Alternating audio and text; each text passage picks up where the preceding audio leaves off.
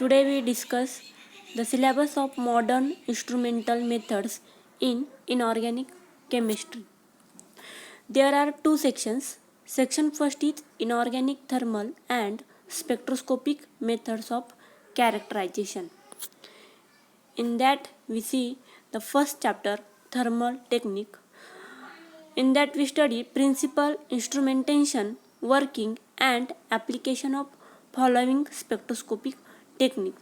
First one is the TGA, second one is DTA, third one is DSC and fourth one is the TPD. We will see one by one. First one is the TGA.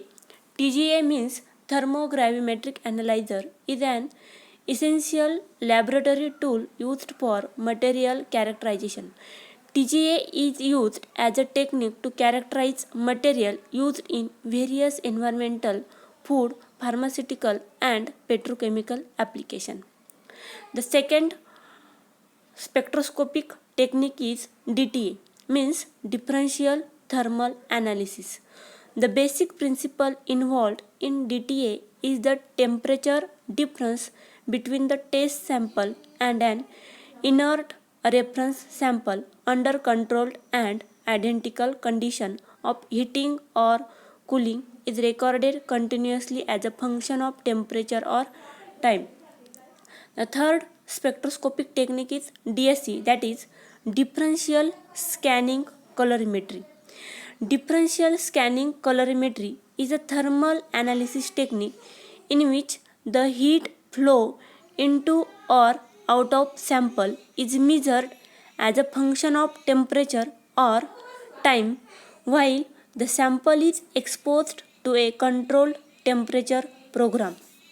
And the last spectroscopic technique is TPD, that is temperature programmed desorption. TPD is used to evaluate the amount and type of oxygen containing surface groups in the carbon material. The second chapter in first section is a spectroscopic technique. In that we study principal, instrumentation, working and application of following spectroscopic technique. In that we study sixth spectroscopic technique, X-ray diffraction, NMR spectroscopy, ESR spectroscopy, Auger spectroscopy, FTIR and fluorescence. X-ray diffraction. First spectroscopic technique is X-ray diffraction.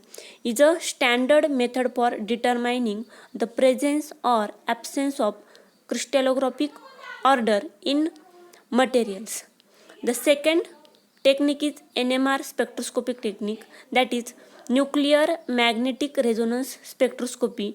Is a spectroscopic technique to observe local magnetic fields around atomic nuclei. The third spectroscopic technique is ESR, that is electron spin resonance spectroscopy, which is used for studying materials with unpaired electrons. Fourth technique is Auger spectroscopic technique.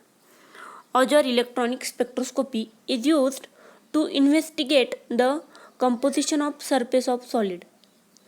Next spectroscopic technique is FTIR, that is Fourier transform infrared spectroscopy. FTIR is used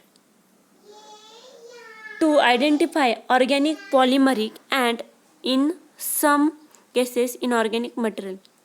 And the last technique is fluorescence spectroscopy. Fluorescence spectroscopy is a type of electromagnetic spectroscopy that analyzes fluorescence from a sample.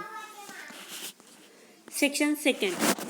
Section second is imaging and analytical techniques. The first chapter from section second is imaging technique. In that we study principal, instrumentation, working and application of the TEM, SCM, XPS, STM and UV. First we see TEM, that is transmission electron microscopy. Is a microscopic technique in which a beam of electron is transmitted through a specimen to form an image. The second technique is SEM, means scanning electron microscope. scans a focused electron beam over a surface to create an image. Third one is XPS, means X-ray photoelectron spectroscopy. XPS is a surface sensitive quantitative spectroscopic technique based on the photoelectric effect that can identify the element that exist within a material. The fourth technique is STEM, that is scanning transmission electron microscopy, and the last technique is UV, that is the ultraviolet spectroscopy. The principle of ultraviolet visible spectroscopy is based on the absorption of UV light or visible light by chemical compounds, which results in the production of spectra. And the second chapter from the section second is analytical technique. In that we also study principle, instrumentation, working and application of following, that is cyclic voltammetry, flame photometer, magnetic susceptibility and photo degradation. The first technique is cyclic voltammetry. In that we study in cyclic voltammetry is generally used to study the electrochemical properties of an analyte in solution. The second technique is flame photometer. This spectroscopic technique is based on the characteristic emission of light by atoms of many metallic elements when given sufficient energy, such as that supplied by the hot flame. The third technique is magnetic susceptibility. It is a measure of how much a material will become magnetized in an applied magnetic field. And the last one is the photo degradation, is the alteration of materials by light. Thank you.